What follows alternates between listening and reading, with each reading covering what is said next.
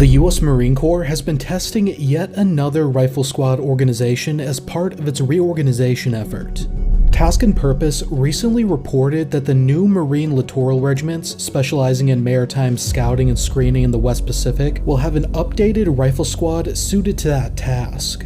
In this episode, I'm going to talk about this prospective squad, and I'll also briefly cover Marine Corps concepts for littoral combat teams and expeditionary advanced base operations. But only briefly. Subscribe to get notified when I do a full video on those topics. And if you like this video, consider joining our Patreon to keep Battle Order going. First, what is a littoral combat team?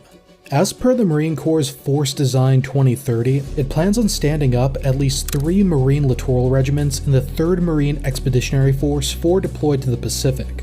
These MLRs will focus on operating in the contested maritime environment, which in real-world terms means water and small islands in the West Pacific that China can observe and hit. Their job will be set up small expeditionary advanced bases with reinforced platoons, brought to shore in either future light amphibious warships or aviation. These bases will fulfill a variety of missions, such as arming and refueling F-35 Bravo fighters, monitoring the waters around them enabled by unmanned boats that extend their vision even further, and acting as firing points for anti-shipping missiles and air defense. If you're familiar with armored warfare, the MLRs would essentially be the Navy's equivalent to a cavalry, providing early warning forward and protecting the main force by making its outer reaches more dangerous for the enemy. One of the Marine Corps' first big coming-of-age missions was actually occupying advanced bases in support of naval operations during the Spanish-American War, so advanced basing in general isn't new.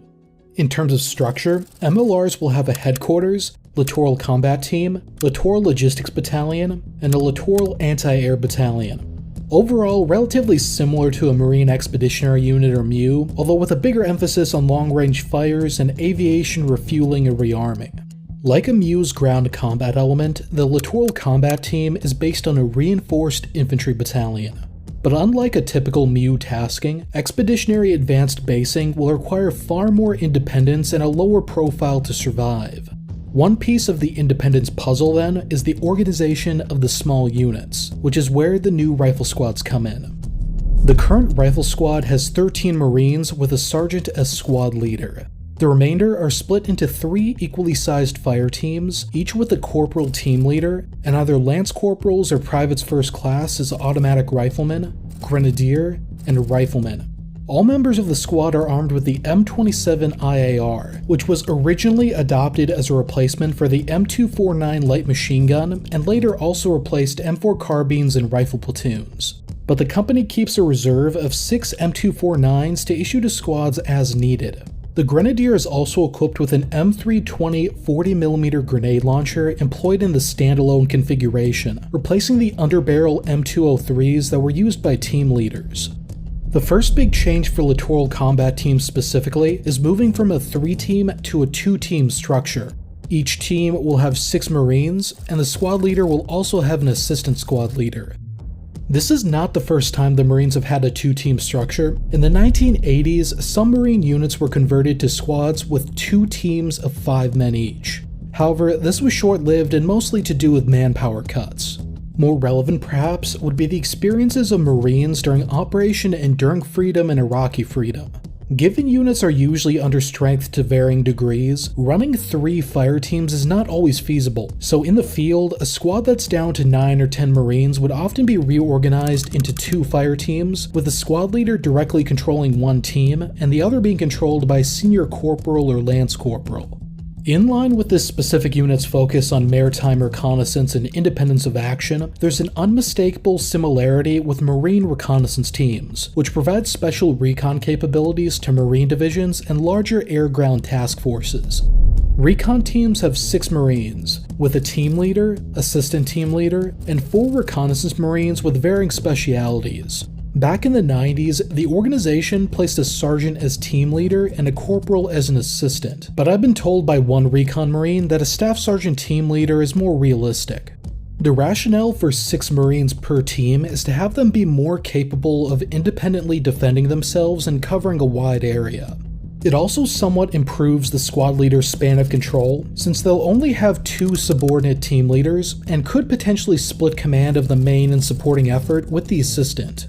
The Marines were actually the odd ones out with 3 fire teams originally. The only other 3-team squads that immediately come to mind are the Finns, Vietnamese, Chinese before the 2010s, and the Australians before 2008. So even though there are doctrinal reasons why 3 teams could be preferable, it's not the end of the world.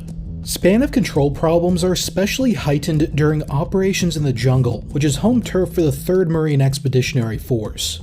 Being able to better control 2 team leaders during jungle ops was cited as a benefit, as was making it easier to split a squad between 2 rubber boats. But the span of control of the team leaders will also increase from 3 to 5 subordinates. With this in mind, the ranks of enlisted leadership positions will also be increasing. Team leaders will become sergeants, and squad leaders staff sergeants. At the platoon level, platoon sergeants who are currently staff sergeants may go up to gunnery sergeant, while company gunnies will become master sergeants. So sergeants that previously oversaw 12 Marines and directly controlled 3 team leaders will now oversee just 5 Marines. In terms of echelons, this is essentially what the Army does now with its NCOs. However, the reason the Army has staff sergeant squad leaders dates back to the middle of World War II. In order to raise morale and give a pay raise to combat veterans across the whole force, in the lead up to D-Day, the Army bumped up the rank of its leaders by 1 with no other substantive change. The Marines plan is more like when the Marines promoted squad leaders from corporals to sergeants earlier in the war, to increase the experience and skills of junior NCOs leading increasingly complex small units. This came just a year before fire teams were introduced. In the near future, squad leaders will also have more potential weapons to be proficient in controlling. They want to push Joint Fire Observer qualification down to the squad as a duty of assistant squad leaders, basically extending the vision of artillery observers and air attack controllers.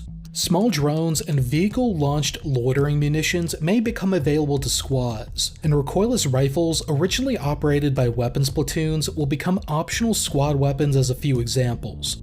It's believed that the more dispersed operations, coupled with more complex technology, will require more experienced leadership, as Marines can become sergeants in as few as 5 to 6 years.